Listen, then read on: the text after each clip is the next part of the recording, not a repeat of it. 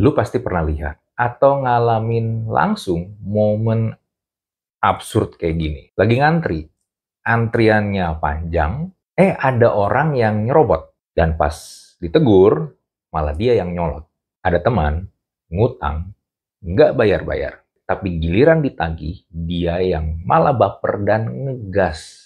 Atau orang naik motor lawan arah. Hampir nabrak elu, tapi malah dia yang bentak-bentak. Akhirnya menimbulkan pertanyaan, kenapa di Indonesia banyak banget orang yang salah, tapi malah lebih galak?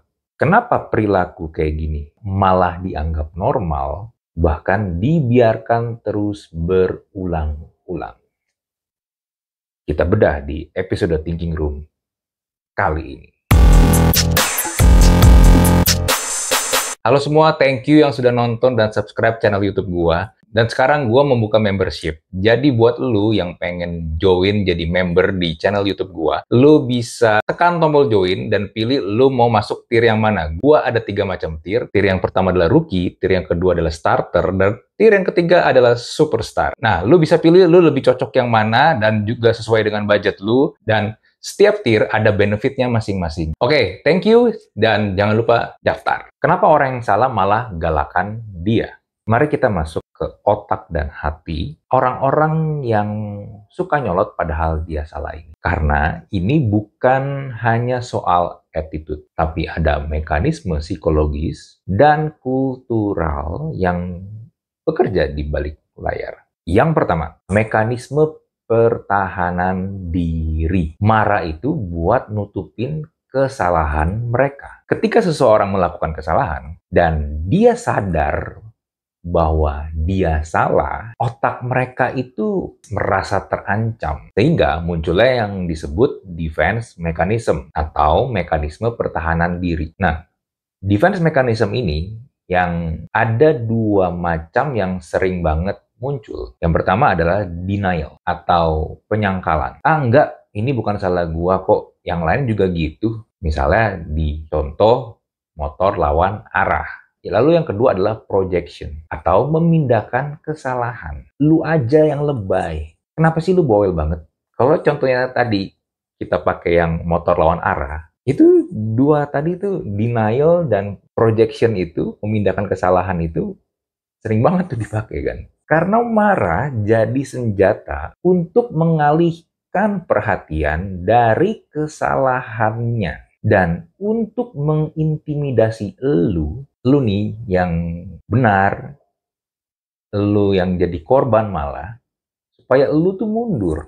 Lalu yang kedua, cognitive dissonance. Otak mereka tuh sebenarnya lagi nggak nyaman. Bayangin gini, lu percaya bahwa orang yang baik itu nggak nyerobot antrian. Orang yang tahu adab itu nggak nyerobot antrian. Tapi lu sendiri malah nyerobot. Otak lu ini bakal merasa nggak nyaman. Karena ada benturan dari value dan tindakan lu. Itu yang disebut dengan cognitive dissonance. Nah, buat ngilangin rasa nggak nyaman itu, biasanya tuh orang akan pertama membela diri. Gue lagi buru-buru nih.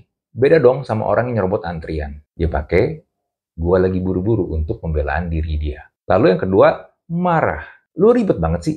Cuma antrian doang. Nah, marah dipakai untuk meredam rasa bersalah mereka. Bahkan ketika di dalam hati mereka, mereka tuh tahu kalau mereka tuh salah. Sebelum lanjut, mau mengingatkan kalau buku yang gua tulis, buku pertama gua, Generasi Zombie, sudah terbit.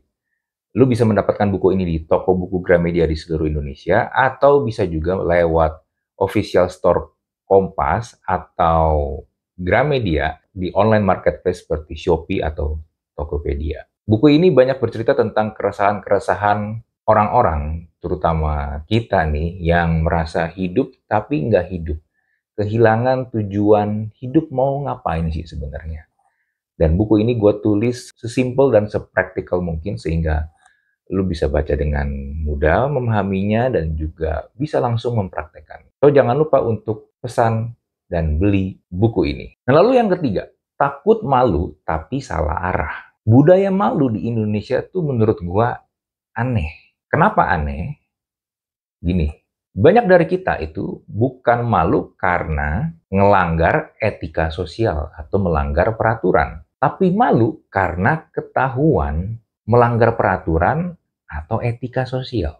Jadi ketika seseorang itu ditegur, apalagi ditegurnya di depan umum, dia refleks marah tuh bukan karena benar, tapi karena takut kehilangan muka dia. Ngapain sih malu-maluin gua di depan orang banyak? Padahal ya, yang bikin malu ya kelakuan dia sendiri kan. Tapi logikanya itu jadi kebalik. Yang negur malah dianggap mempermalukan, yang salah justru yang jadi korban. Lalu yang keempat, galak itu adalah strategi power play. Di banyak situasi, marah duluan itu adalah bentuk power play. Orang yang salah itu tahu bahwa mayoritas orang tuh sebenarnya nggak suka konflik, nggak suka berantem, nggak suka perselisihan. Dan orang Indonesia cenderung ngalah daripada ribut.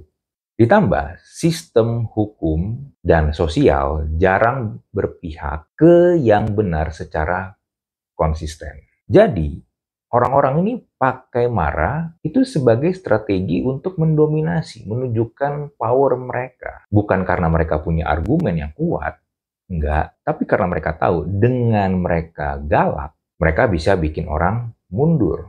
Lalu yang kelima, low self-esteem yang disamarkan dengan marah. Jadi ironisnya nih, banyak orang yang marah saat disalahkan bukan karena mereka kuat, tapi justru karena mereka nggak punya mental yang kuat buat terima kritikan, buat terima teguran. Mereka tuh punya self-esteem yang rapuh, jadi dikit-dikit defensif. Ini bikin mereka nggak bisa minta maaf, nggak bisa ngaku salah, harus kelihatan kuat biar nggak diinjak.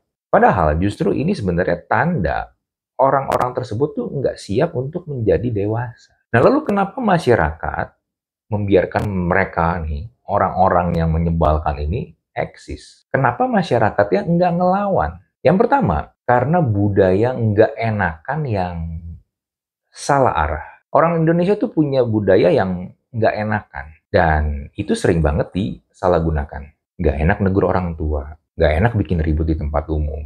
Nggak enak nagih utang dikiranya matre. Nah, karena kita takut dibilang kasar dan nggak sopan, kita akhirnya malah diam dan membiarkan orang-orang yang salah ini tetap nyaman melakukan kesalahan mereka.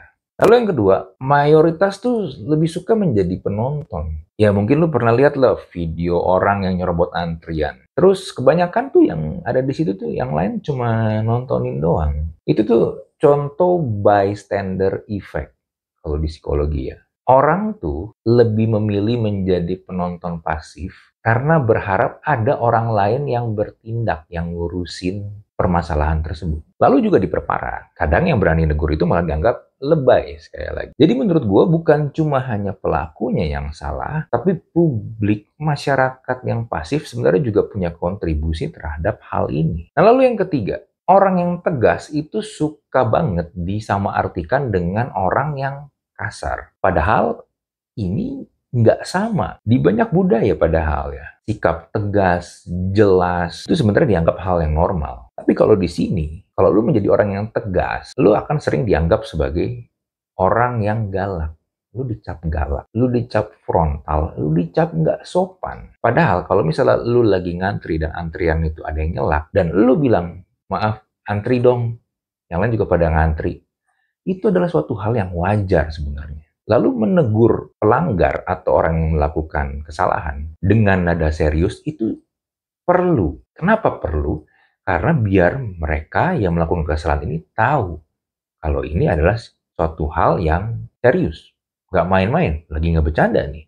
Dan lu lagi melakukan kesalahan. Cuma akhirnya karena persepsi masyarakat yang salah, bikin ketegasan itu menjadi musuh, kasar, sehingga salah menjadi hal yang ditoleransi. Makanya makin banyak orang yang nggak tahu diri. Lalu yang keempat, toxic peacekeeping. Damai palsu biar aman. Banyak orang Indonesia tuh lebih memilih damai yang palsu daripada menyelesaikan konflik dengan tuntas. Karena konflik itu buat sebagian besar orang tuh dianggap kotor kan. Padahal nggak semua konflik itu negatif. Sehingga akhirnya semua itu diselimuti sama kata-kata klise. Udahlah, jangan diperpanjang. Mungkin dia lagi ada masalah. Sabar aja, karma pasti datang kok. Padahal realitanya, kalau lu nggak tegur, kalau orang itu nggak ditegur atau nggak pernah ada yang negur, dia akan melakukan hal yang goblok itu ke orang yang lain. Lalu yang kelima, ini juga sering banget nih. Kadang yang salah itu punya kekuasaan. Emang sebuah poin yang pahit, dan kekuasaan ini bisa karena status sosial, bisa karena ekonomi, karena jabatan, bahkan usia. Lu negur orang yang lebih tua, lu akan dianggap nggak sopan. Lu negur bos lu, padahal bos lu bikin kesalahan, lu bisa dipecat. Lu negur orang yang berkuasa, yang ada malah lu yang dilaporin. Dan hierarki sosial ini di Indonesia masih kuat banget sebenarnya. Akhirnya, orang jadi takut melawan otoritas daripada menyuarakan kebenaran. Fenomena orang salah tapi lebih galak itu cuma bisa terus hidup karena dua sisi. Pelakunya yang nggak tahu malu dan masyarakatnya yang terlalu enggan untuk menegur. Namun sebenarnya ini berbahaya banget. Kenapa bahaya? Karena lama-lama standar benar dan salah jadi kabur. Yang salah karena dilakukan terus berulang-ulang dan dilakukan oleh banyak orang, akhirnya malah menjadi dianggap sebuah kewajaran, atau yang lebih parah, menjadi sebuah hal yang benar. Lalu orang yang baik dan benar akhirnya jadi takut dan males buat bersuara. Dan ketidakadilan menjadi hal yang biasa aja. Kalau kita pengen hidup di masyarakat yang sehat nih, seharusnya kita tuh mulai membiasakan diri untuk menegur, menolak, dan mengoreksi kalau memang ada sesuatu hal yang salah dan terjadi di depan mata kita. Karena kalau kita diam terus, besok-besok nih, lu bakal dibilang atau dikatain nggak punya empati sama pemotor yang lagi lawan arah. Mau kayak gitu?